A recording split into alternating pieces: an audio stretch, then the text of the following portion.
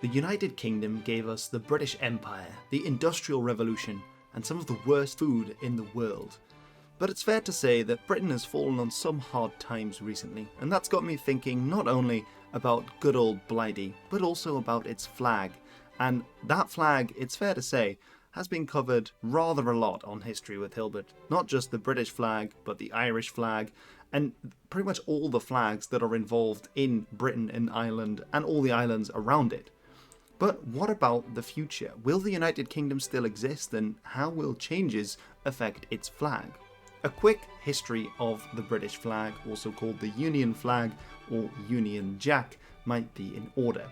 Many people know that the Union flag is made up of several other flags: the St George's Cross of England, the St Andrew's Saltire of Scotland, and the St Patrick's Saltire of Ireland. They were first brought together in 1606, when King James VI of Scotland also became King James I of England. Now, to represent both of these kingdoms, which retained different parliaments but were simply ruled by the same monarch, they created this mixed design, and this is where the chaos would begin. Now, the Scots favoured a slightly different design.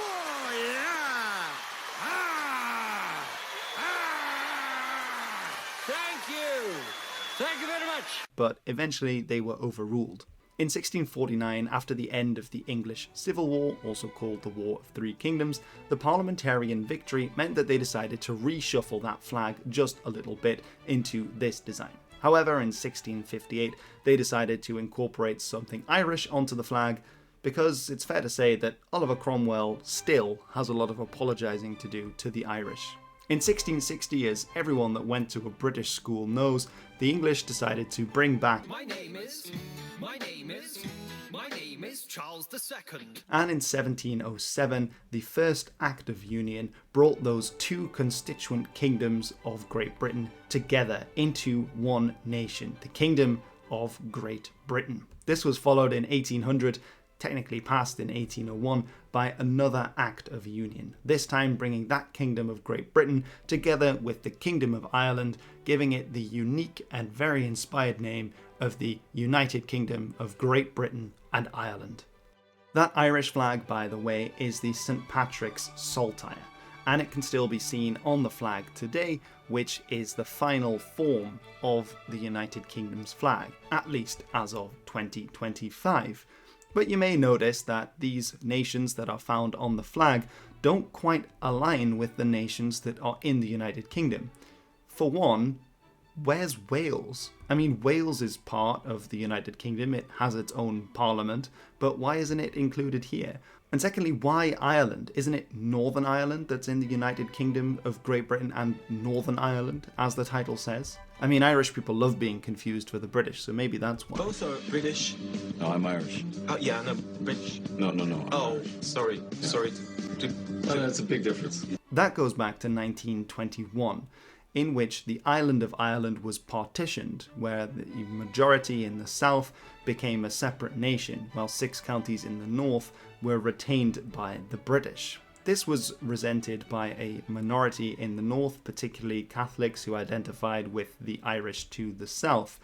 But the British flag remained the same despite the loss of most of Ireland. It was discussed at the time as well. However, there were clever reasons why they didn't need to change the flag then, as well as economic reasons that it would simply cost too much.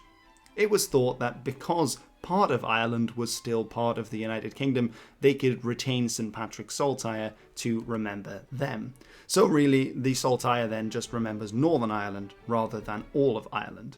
However, in 2025, the continued presence of Northern Ireland in the United Kingdom can also no longer be taken for granted. For around 30 years between 1969 and 1998, the period of history known sometimes euphemistically as the Troubles was a sectarian conflict that split Northern Ireland apart. It was ended by the Good Friday Agreement of 1998. However, in 2016, when the United Kingdom voted in favour of Brexit, many concerns were raised that many of the solutions found in the Good Friday Agreement, working between the United Kingdom and the Republic of Ireland, at that time both members of the European Union, might no longer be feasible because the United Kingdom was planning to leave the European Union, taking Northern Ireland with it. One way for those in Northern Ireland to rejoin the European Union was to unite with Ireland, which remained part of the European Union. And of course, the idea of a united Ireland is much older than Brexit and is part of the reasons behind the Troubles conflict that split the island, and is directly addressed in the Good Friday Agreement, stating that if a majority of the people in the island of Ireland wish to unite together, then that would be their prerogative.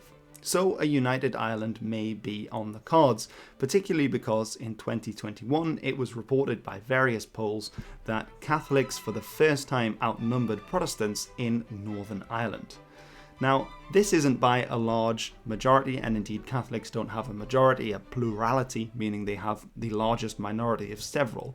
And it's also true that if there were a referendum on United Ireland, not everyone who is Catholic will vote for a United Ireland, just as not everyone who is Protestant will vote to remain in the United Kingdom.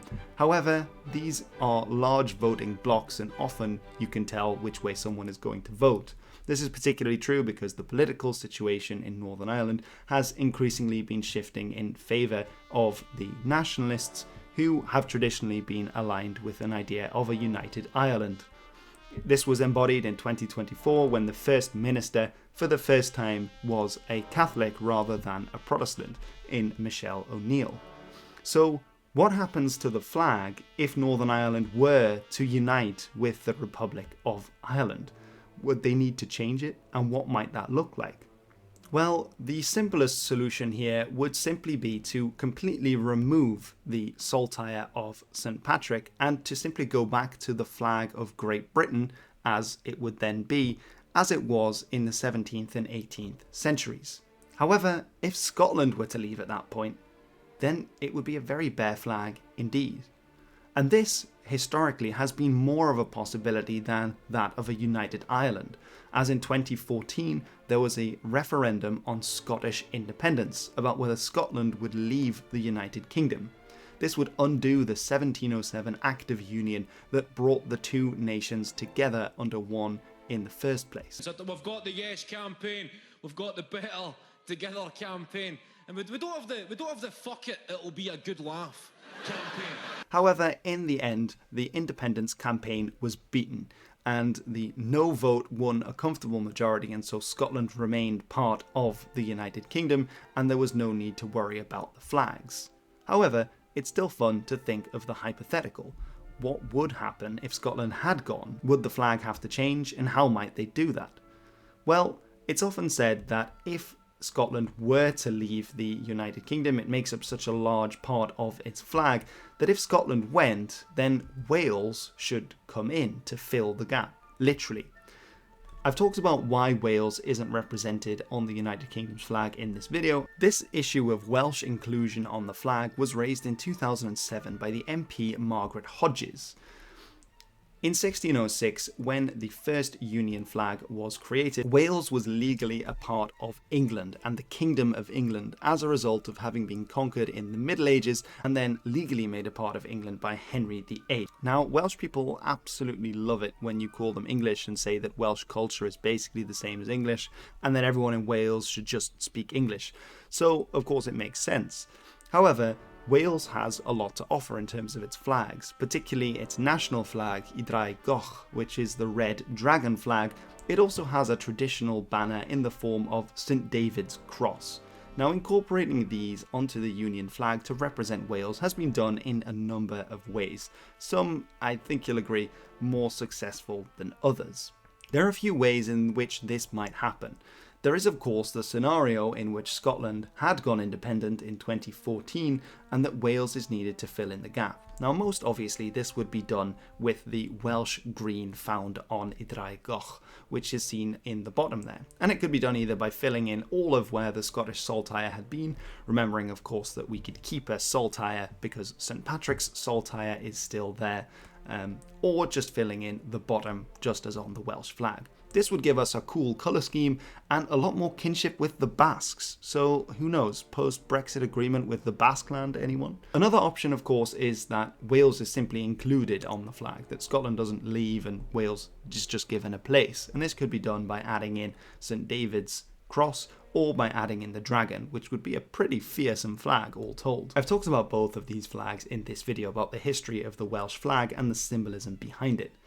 Now, another way to do this would be to include colours from the Welsh flag and use them to create the British flag, like this one. This could work as well if Scotland were to leave, then you could get such a design. I personally think this is a really cool flag design. It gives something of an evil, kind of 1984 oppressive state vibe, and I don't know what the vibe of the UK in the future will be, but if it goes down that road, then I think the vexillologists of the state party should really consider this. It's a solid design.